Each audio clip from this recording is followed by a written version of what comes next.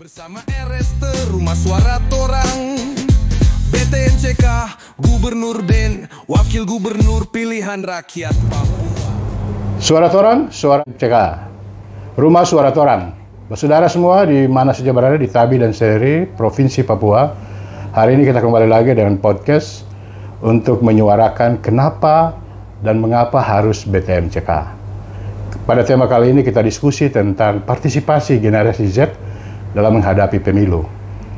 Kita tahu jumlah mereka itu 35% dari total jumlah pemilih Papua, 7.000 sekian.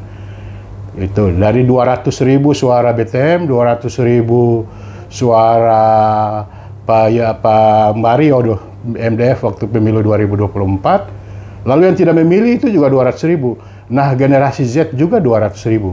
Artinya mereka menentukan arah pembangunan Papua 5 tahun mendatang.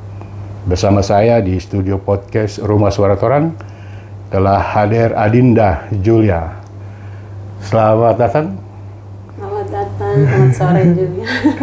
Terima kasih nih, bahagia sekali bisa didatangi oleh Putri Indonesia. Putri Pariwisata. Putri Pariwisata Indonesia. Lalu kemudian dapat penghargaan persahabatan Indonesia. Ya, terima kasih. Nanti dijelaskan.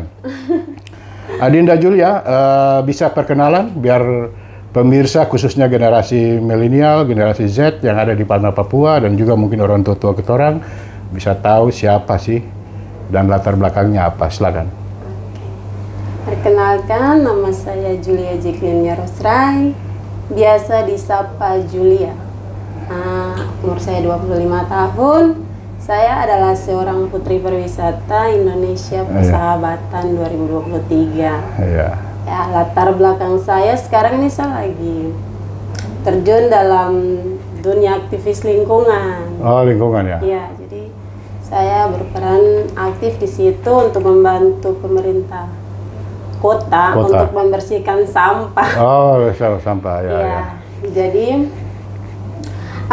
pertama-tama nih Bapak izin saya berbicara. Oh, iya. Mulai dari perjalanan karir. Ya. Sampai apa yang saya dapat itu semua karena Tuhan. Amin, amin. Ya. Dan di sini saya juga mengajak anak-anak muda terus untuk berpartisipasi dalam mengikuti kegiatan-kegiatan positif juga. Baik. Dan terus aktif juga karena di dalam PSU besok ini. Ya, sabar dulu, kita jangan masuk di situ dulu. Oh iya, jangan masuk di situ dulu. Sekolah dulu di mana? SD, SMP? Saya dulu sekolah di SD Impres Pantai Enggros. Oh iya, betul Enggros Tobatin sama deh Pak BTM ini.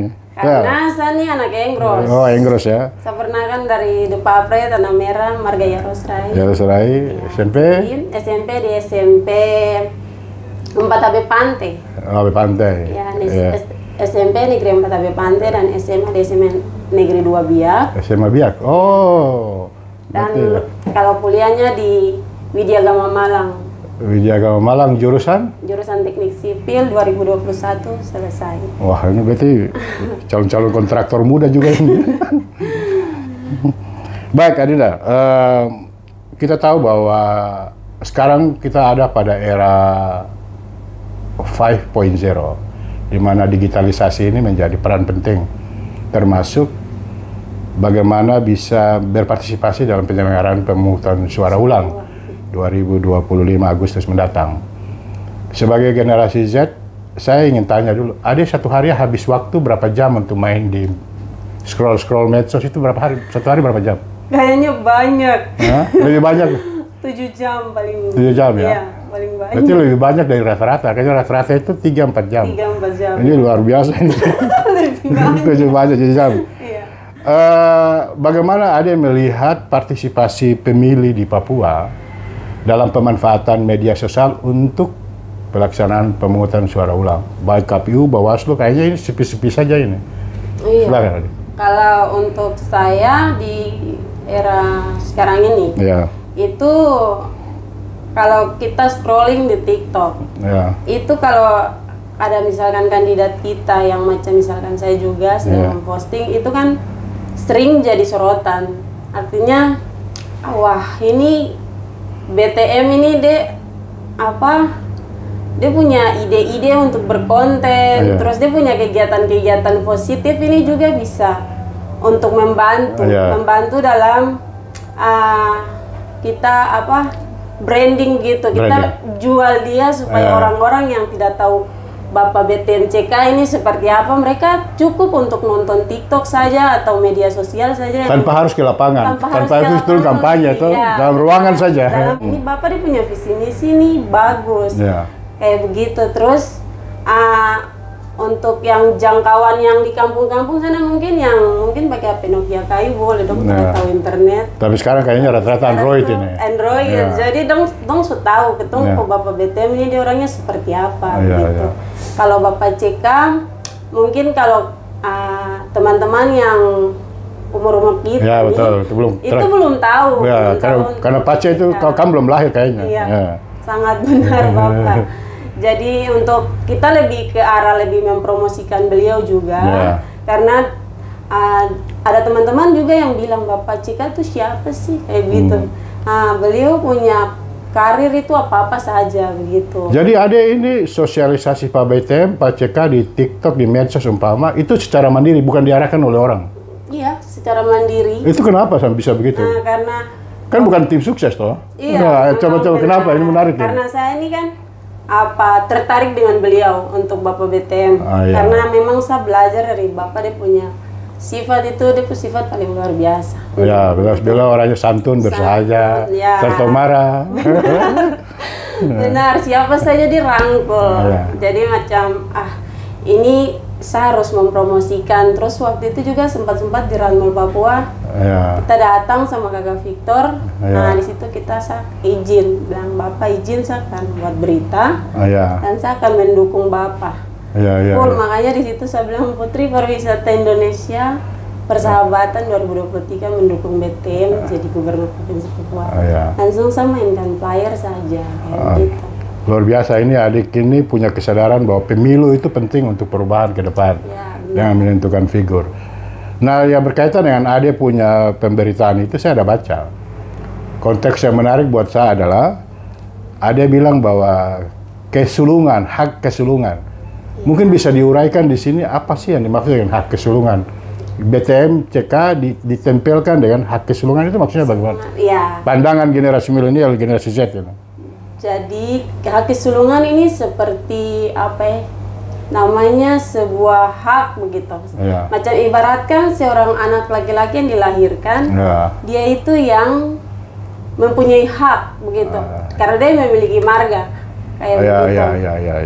Terus kalau misalkan Bapak BTM ini kan dia anak Tabi. Iya betul. Terus dia mau maju sebagai seorang calon kepala daerah untuk memimpin Provinsi Papua.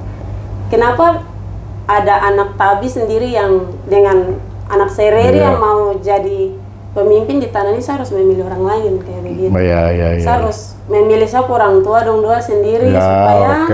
Betul, orang tua jadi hak kesulungan. Pilih mereka gitu. Baik adik, terima kasih itu pencerahan buat kita sehingga kita bisa memaknai bahwa hak kesulungan dalam konteks implementasi pembangunan ke depan, dan itu hak memilih.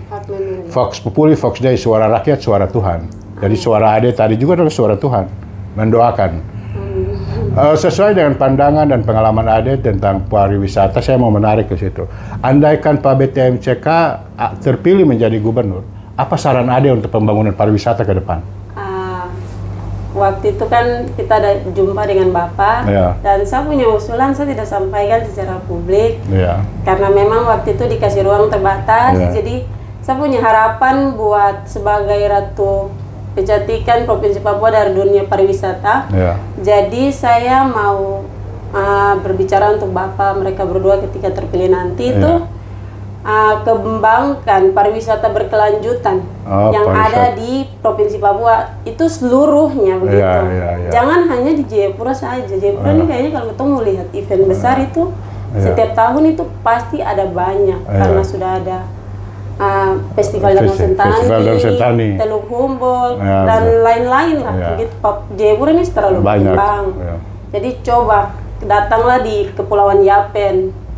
Itu dia punya pariwisata tuh banyak, ada rumput laut, terus dia punya kreativitas yang orang-orang mereka di sana lakukan, kita bisa promosi lewat event budaya seperti festival itu. Jadi kayak di Biak itu festival Teluk Cendrawasih. Cendrawasih ya. Kalau di Yapen ini kayaknya belum pernah atau satu kali sudah dibuat begitu. Iya. Jadi kita juga harus menyeimbangi begitu. Apalagi itu kan benar-benar wilayah pesisir ya. Ya, jadi benar. pariwisata bahari, pariwisata kemaritiman itu sangat penting. Nah, benar. Baik Adik, jadi selanjutnya secara pribadi Adik kenal dengan Pak BTM CK? Kalau untuk Bapak BTM itu sudah kenal. Kalau Bapak CK, ya itu yang tadi saya bilang. Iya, karena faktor. Iya, karena generasi jarak jauh sekali. Sangat benar sekali. Apa saran Ade, Yulia ini tentang partisipasi generasi milenial Gen Z tadi dalam pemilu ini? Karena kan tidak semua kayak Ade mau membuang waktu untuk mengedukasi, meskipun itu memilih, tapi dalam rangka untuk menentukan pilihan yang terbaik untuk Papua 5 tahun mendatang. Kalau untuk milenial, ya. Untuk AI kita siap. Ya, AI BTM 100% AI kita siap. Siap. Mungkin kalau orang yang tidak mengenal BTM itu orang mati saja. Orang baru datang. Atau anak baru lahir. Kalau umur kayak kita, generasi milenial, mereka semua tahu Bapak BTM itu orang seperti apa. Ya, artinya generasi mereka ini, adik-adik ini, waktu Pak BTM kepala daerah 2 periode, mereka masih kecil-kecil ini. Tapi kenapa mereka bisa tahu? Nah, aku tahu yang sebesar-besar ini bikin pilihan yang beda, begitu. Artinya di atas kepentingan politik, sebenarnya kepentingan Papua ini jauh lebih besar. Harus ada kesadaran untuk kita memilih. Baik, Adik. Terakhir saya mau tanyakan, sebelum masuk ke terakhir. Dengan partisipasi menjelang pemungutan suara ini kan, apa saran Adik? Karena kita lihat kan KPU, Bawaslu ini kan tenang-tenang saja, tidak ada sosialisasi. Harusnya kan ada sosialisasi dan kita tidak mengulangi kesalahan di pilkada. Kasihan kan? Masyarakat sudah kan pilih Pak BTM, Pak YB yang pada saat itu, tapi karena hanya 1-2 orang, yang memang itu kesalahan orang besar. Rakyat harus tentukan nomor pilihan. Mungkin gara-gara yang di atas salah, akhirnya dong datang ke bawah sini. Apa saran Adik kepada penyelenggara pemilu dan pengawas pemilu? Untuk penyelenggara pemilu, lakukanlah yang terbaik menurut kalian. Gitu. Terus untuk pengawas pemilu, masyarakat supilih yang mengikuti dong hati nurani. Jadi kerjalah secara jujur. Jujur dan adil. Jujur dan adil di atas tanah ini, karena ini tanah yang diberkati Tuhan. Baik, terima kasih. Tapi saya mau tanya dulu, kemarin ikut memilih kata Rada? Saya memilih. Memilih ya? Oh, iya. Sudah berapa kali memilih? 2, 1. Pemilu legislatif sama? Yang pilkada? Ya, 2 kali. Oke, luar biasa. Sudah punya hak memilih, sudah punya hak bicara juga.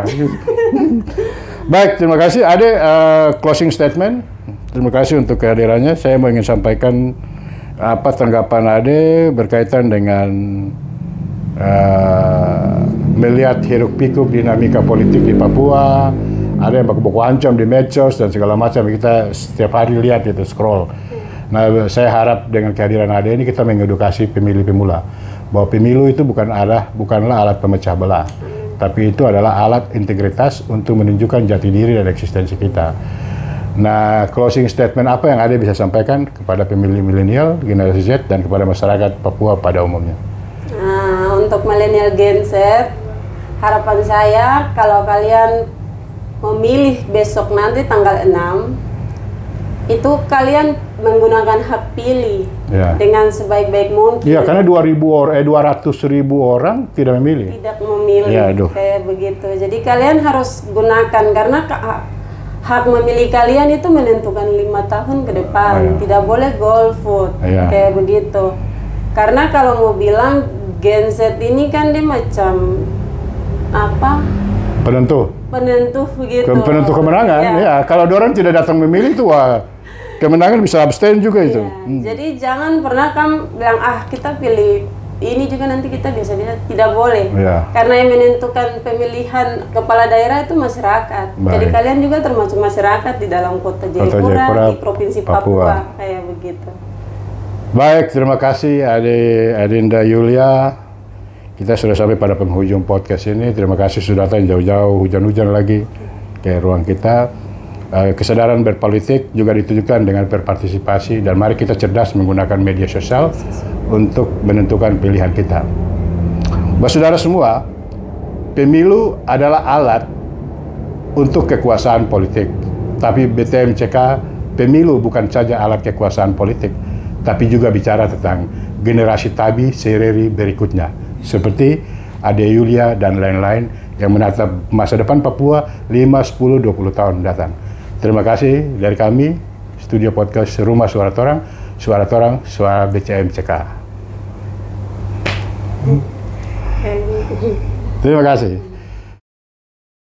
Ayo datang di TPS tanggal 6 Agustus tahun 2025. PSU pemungutan suara ulang, pilih nomor 1. Kita orang semua BTMCK, Benhur Tommy Mano, Konstan Karma, untuk Papua maju mandiri dan berbudaya. Tabi Sereri bersatu padu, rakyat Nusantara pilih nomor 1. BTMCK sederhana, nasionalis dan merakyat. BTMCK Rumah Suara Torang.